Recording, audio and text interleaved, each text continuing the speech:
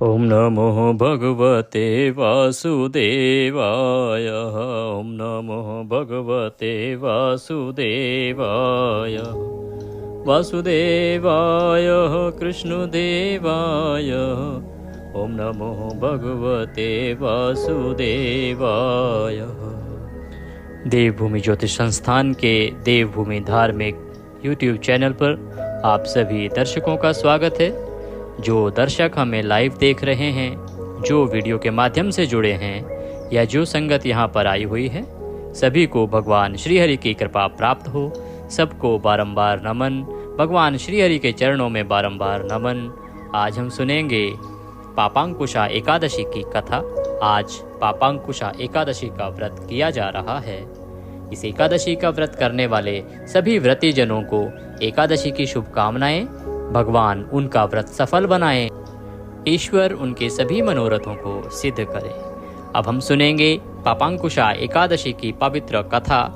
उसके बाद पारण की विधि बताई जाएगी कि आपको पारण किस प्रकार से करना चाहिए एकादशी का, क्योंकि एकादशी के व्रत के नियम बड़े कठोर हैं। व्रत के नियम, व्रत कैसे करना चाहिए, दिन कैसे व्यतीत करना चाहिए, भोग क्या लगाना चाहिए, पारण में क्या खाना चाहिए, मंत्र क्या होना चाहिए, ये संपूर्ण जानकारी हम कथा के बाद आपको देंगे। पहले कथा सुनेंगे।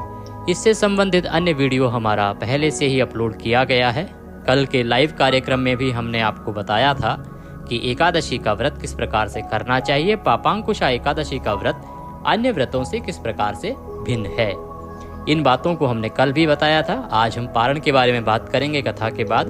उसको सुनना बड़ा आवश्यक है, क्योंकि व्रत आप कर लेते हैं, उसको पूर्ण किस प्रकार से करते हैं उस पर बहुत कुछ निर्भर करता है।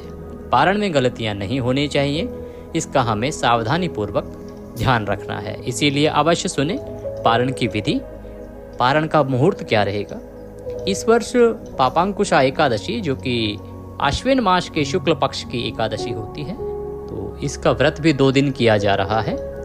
स्मार्त संप्रदाय जो है वो 13 को कर रहा है और वैष्णव संप्रदाय इसका व्रत 14 को करेगा। इसका जो उत्तम व्रत है वो द्वादशी युक्ता होता है, इसीलिए हमारी सलाह थी कि आप द्वादशी युक्ता व्रत 14 को करें। जो माताएं, बहनें, भाई, बंधु हमारे 13 को व्रत कर रहे हैं, उनको भी भगवान का असीम आशीर्वाद अवश्य प्राप्त होगा, क्योंकि एकादशी तो दोनों ही दिन है। एकादशी जो कि 13 को आरंभ हो रही है सुबह 9:08 पर, और 14 को एकादशी समाप्त होगी सुबह 6:41 पर। इस प्रकार से अब हम कथा आरंभ करेंगे। हमारे यहाँ सभी भक्तों ने पूजा आदि कर ली है और पूजा करने के बाद अब सभी कथा का इंतज़ार कर रहे हैं। तो चलिए कथा आरंभ करते हैं। आप जो दर्शक ऑनलाइन हमें देख रहे हैं, लाइव देख रहे हैं, वो एकाग्रचित होकर कथा सुनना आरंभ करेंगे। जिनके लिए संभव हो वो एकाग्रचित होकर एक स्थान पर बैठ जाएं। अपने हाथ में पुष्प और दक्षिणा रख के कथा सुनी जाती है, तो पुष्प और दक्षिणा रख लें। जो भी दक्षिणा आप रखना चाहते हैं, 1 रुपये से ही आरंभ हो जाती है दक्षिणा। ज़रूरी नहीं होता कि आप कितना रखें, पर दक्षिणा रखना आवश्यक होता है। इसीलिए आप 1 रुपये का सिक्का भी हाथ में रख सकते हैं। जो भी दक्षिणा है, दक्षिणा हाथ में रखें और पुष्प हाथ में लेके ही कथा सुनी जाती है। एकादशी के जो महात्म्य की कथा है, ये भगवान श्री कृष्ण और युधिष्ठिर के बीच का एक वार्तालाप है, जिसमें भगवान श्री कृष्ण युधिष्ठिर को एकादशी की महिमा बताते हैं। प्रत्येक एकादशी की अलग अलग महिमा है। आज भगवान श्री कृष्ण क्या बता रहे हैं, आइए आरंभ करते हैं। युधिष्ठिर कहने लगे, हे भगवान, आश्विन शुक्ला एकादशी का क्या नाम है? अब आप कृपा करके इसके व्रत की विधि और उसका फल कहिए। भगवान कृष्ण कहने लगे कि हे युधिष्ठिर, पापों का नाश करने वाली इस एकादशी का नाम पापांकुशा एकादशी है। इस दिन मनुष्य को विधि पूर्वक भगवान पद्मनाभ का पूजन करना चाहिए।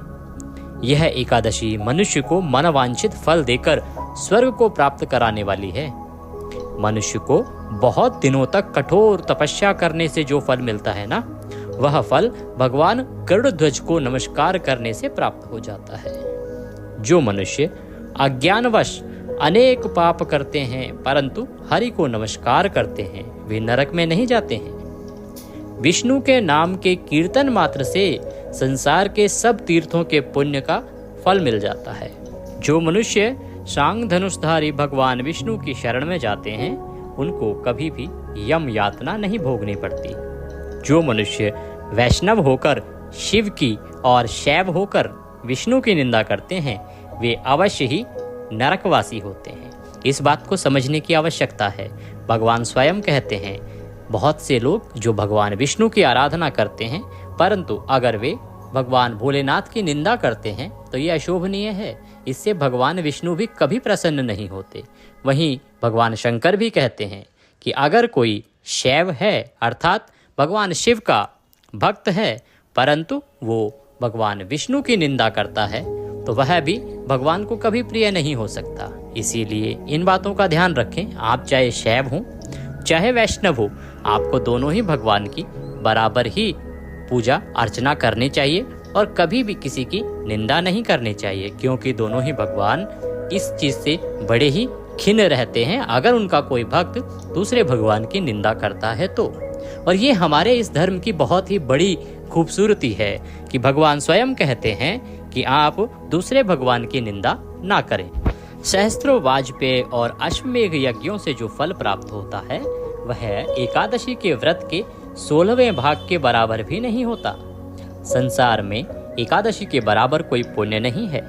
इसके समान पवित्र तीनों लोकों में कुछ भी नहीं है। इस एकादशी जैसा पुण्यदायी कोई व्रत नहीं है। जब तक मनुष्य पद्मनाभ की एकादशी का व्रत नहीं करते हैं तब तक ही उनकी देह में पाप वास कर सकते हैं। यह एकादशी स्वर्ग, मोक्ष, आरोग्यता, सुंदर स्त्री तथा अन्न और धन की देने वाली है। इस एकादशी व्रत के बराबर गंगा, गया, काशी, कुरुक्षेत्र और पुष्कर भी पुण्यवान नहीं है। हरिवासर तथा एकादशी का व्रत करने और जागरण करने से मनुष्य विष्णु पद को प्राप्त होता है। हे राजेंद्र, इस व्रत के करने वाले 10 पीढ़ी मातृ पक्ष की, 10 पीढ़ी पितृ पक्ष की, 10 पीढ़ी स्त्री पक्ष की तथा 10 पीढ़ी मित्र पक्ष की का उद्धार कर देते हैं। आशा करते हैं आप यहाँ समझे होंगे। भगवान श्री कृष्ण समझा रहे हैं कि अगर एक व्यक्ति इसका व्रत करता है तो उसकी मम्मी की साइड, उसकी माताजी की साइड की जो 10 पीढ़ियां हैं उनको तृप्त करता है, पिता की साइड की भी 10 पीढ़ियां जो हैं उनको तृप्त कर देता है, अपनी पत्नी के साइड की अगर 10 पीढ़ियां हैं तो उनको भी तृप्त करता है, और उसके जो घनिष्ठ मित्र होते हैं ना, उनकी भी 10 पीढ़ियां तृप्त हो जाती हैं। इतनी अधिक पुण्यदायी है ये एकादशी।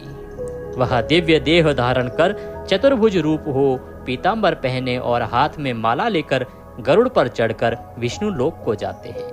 हे नरोत्तम, चाहे बाल अवस्था हो, युवा अवस्था हो और वृद्धावस्था हो, इस व्रत को करने से पापी मनुष्य भी दुर्गति को प्राप्त ना होकर सद्गति को प्राप्त होता है। आश्विन मास की शुक्ल पक्ष की इस पापांकुशा एकादशी का जो व्रत करते हैं वे अंत समय में हरिलोक को प्राप्त होते हैं तथा समस्त पापों से मुक्त हो जाते हैं। सोना, तिल, भूमि, गौ, अन्न, जल, छत्री, जूती दान करने से मनुष्य यमराज को नहीं देखता है। जो मनुष्य किसी प्रकार के पुण्य कर्म किए बिना जीवन के दिन व्यतीत करता है वह लोहार की भट्टी की तरह श्वास लेता हुआ निर्जीव के समान ही है।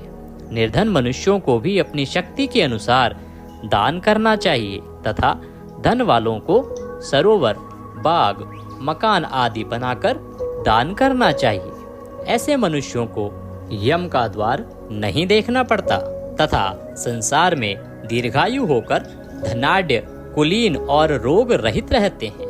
हे राजन, जो आपने मुझसे पूछा वह सब मैंने आपको बतलाया। अब आपकी और क्या सुनने की इच्छा है सो कहें। इस प्रकार भगवान श्री कृष्ण ने इस परम पुण्यदायिनी पापांकुशा एकादशी का वृतांत महात्म्य श्री नृपश्रेष्ठ युधिष्ठिर को सुनाया। वो संवाद यहाँ पर समाप्त होता है। बोलिए श्री कृष्ण कन्हैया लाल की जय। बोलिए पापांकुशा एकादशी की जय। बोलिए श्रीमन नारायण भगवान की जय। इसके बाद हाथ में जो पुष्प दक्षिणा आपने ली है वह भगवान को अर्पित कर दें। इस दक्षिणा को आप सायंकाल होने तक आप किसी ब्राह्मण को दे दें, मंदिर में चढ़ा आएं। अगर आपके पास मंदिर और ब्राह्मण नज़दीक में उपलब्ध नहीं है तो हमारे पेटीएम नंबर के माध्यम से आप हमें भेज सकते हैं। इसके बाद कथा करके आप आरती करेंगे भगवान की। भगवान को आज फल का भोग लगाएंगे। भोग लगा के और उसके बाद अपना दिन व्यतीत करेंगे भगवान के चरणों में मन को लगाते हुए। नियमों का पालन करेंगे, किसी के प्रति द्वेष की भावना नहीं रखेंगे, वैर भाव नहीं रखेंगे, अपशब्दों का प्रयोग नहीं करेंगे, ब्रह्मचर्य का पालन करेंगे, शालीनता के साथ अपना दिन व्यतीत करेंगे। आपका जो भी व्यवसाय है, रोजगार है, नौकरी पेशा है, वो सब आराम से कीजिए। भगवान के चरणों में मन को लगाते हुए पवित्रता से दिन व्यतीत कीजिए। सायंकाल को संभव हो तो कीर्तन कीजिए, रात्रि काल को संभव हो तो जागरण कीजिए, संभव हो तो पृथ्वी पर शयन कीजिए। और अगले दिन पारण के लिए सुबह ब्रह्म मुहूर्त में उठिए। ब्रह्म मुहूर्त में नहीं उठ सकते हैं तो सूर्योदय से पहले अवश्य ही उठ जाना चाहिए। उठने के बाद स्नान आदि करके सर्वप्रथम भगवान भास्कर सूर्य को जल देंगे। भगवान भास्कर को जल देने के बाद अपने पूजा स्थल पर बैठ जाएं, जहां आपने एकादशी की पूजा की है। वहां पर भगवान श्री हरि विष्णु को पहले स्नान कराएंगे, फिर तिलक लगाएंगे, फूलों की माला पहनाएंगे, पुष्प अर्पित करेंगे, घी का दिया जलाएंगे, धूप दिखाएंगे और उसके बाद भगवान को भोग लगाएंगे। पारण में भगवान को पीले चावल का भोग लगाना उत्तम माना जाता है। एकादशी में चावल वर्जित है, परंतु पारण में पीले चावल का बड़ा महत्व है। आप इसके अलावा फल का भोग भी लगा सकते हैं। आप किसी अन्य मिठाई का भोग भी भगवान को लगा सकते हैं, उसमें कोई दोष नहीं है। भोग जो भी लगाएं तो भोग की थाली में तुलसी दल अर्थात तुलसी का पत्ता अवश्य रखें, और वो तुलसी का पत्ता पहले से रख के नहीं लाना है। भगवान के सामने पहले थाली रखिए और उसके ऊपर से तुलसी दल रखिए। इस प्रकार से फिर भगवान से भोग का निवेदन कीजिए कि वो भोग लगाएं और फिर जलाचमनी कराइए। जलाचमनी करा के जो प्रसाद है उसको आप बाकी प्रसाद में, बाकी खाने में, भोजन में मिला दीजिए। अब आपको पुष्पांजलि करनी है, जो कि बहुत ही महत्वपूर्ण होता है। किसी भी पूजा पाठ का जो अंतिम पड़ाव होता है वो महत्वपूर्ण होता है, और वो होती है पुष्पांजलि। भगवान से जो निवेदन हम करते हैं, इसके बारे में हर कोई नहीं बताता है, परंतु ये बहुत ही महत्वपूर्ण प्रक्रिया है जो आपको करनी ही चाहिए। ये ठीक उसी प्रकार से है जैसे आप किसी के घर गए, आप वहाँ से विदा हो रहे हैं, तो उनका आपके साथ किस प्रकार का बर्ताव होना चाहिए ये देखने वाली बात होती है। तो अब आपके घर पे आपने भगवान को बुलाया, उनकी पूजा अर्चना की, अब पूजा समाप्त हुई है, भगवान को अपने धाम जाना है, तो आप उनको विदा किस प्रकार से करेंगे, रिद्धि सिद्धि को अपने घर में किस प्रकार से रखेंगे, इसके लिए आप हाथों में पुष्प लीजिए, भगवान से निवेदन कीजिए। आवाहनम न जानामि विसर्जनम पूजम चैवम न जानामि क्षम्यताम परमेश्वर। हे प्रभु, न हम आपका आवाहन जानते हैं, न पूजन जानते हैं, न विसर्जन जानते हैं, हम तो अज्ञानी जीव हैं। जैसी बन पड़ी है वैसी सेवा आपके चरणों की है।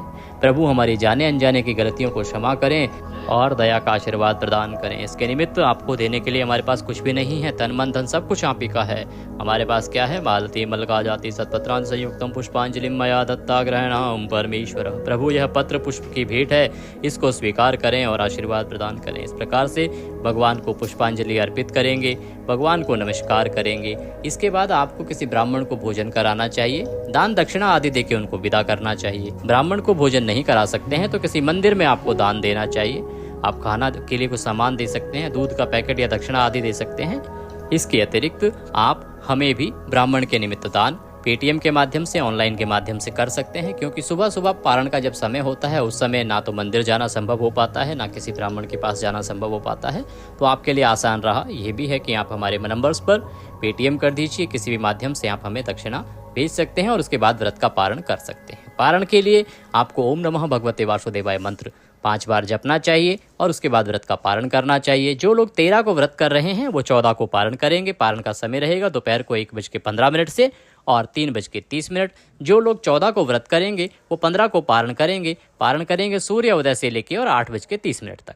जय श्री हरि।